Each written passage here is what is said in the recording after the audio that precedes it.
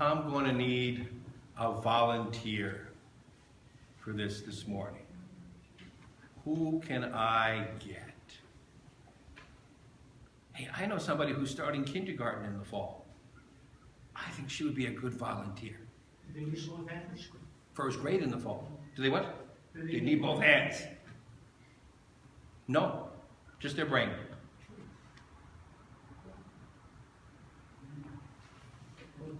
I was going to ask all of you.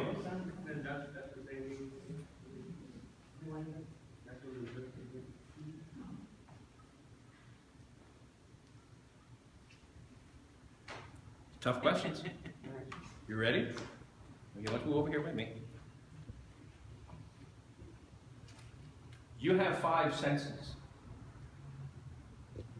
sight, hearing, smell, taste, and touch. If I were to give you something sweet, how would you know it? Taste. Taste it. Okay. How would you recognize a rose? Smell. Okay. And if there was a beautiful car parked outside for you, what would you do in order to get behind the wheel and drive it? Ask you for the keys. Okay. And with those keys, you could use your hands and your sense of touch and start the car. Now, sitting in the car is this beautiful girl who thinks you are the greatest thing since sliced bread. In fact, you were the greatest thing even before there was sliced bread, which makes me wonder, what was the greatest thing before sliced bread? You know? And she tells you that she thinks you are the cutest thing in the world. I mean, what's not to love with a face like that, right? How would you know that she loves you? You hear what she said, right? So we have sight, smell, hearing, tasting, and touching. We've got a story from the Bible about a woman who had been sick for 12 years.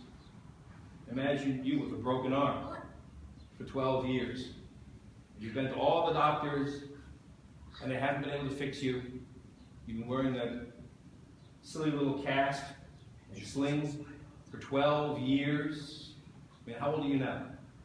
20. 20. So for most of your life, you've been wearing something like that.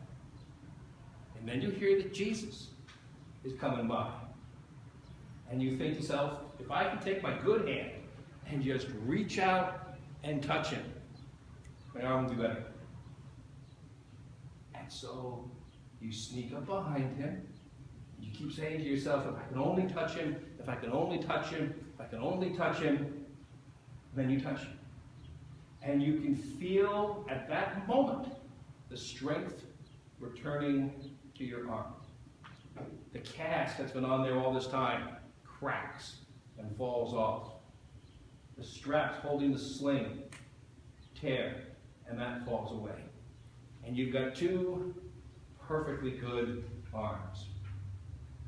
Now at that point, I would never ever again try to jump over a 10-foot fence. Okay? But how wonderful, how cool it would be to have the faith that you could come to Jesus knowing that he was going to heal you and make you better. That's really the perfect volunteer for this morning.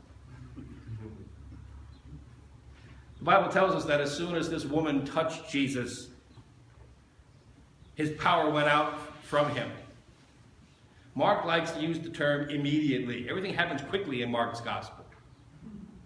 Well, this morning, we who are struggling with whatever issues we may have, we too can come to Jesus and feel his healing and peaceful presence. Amen.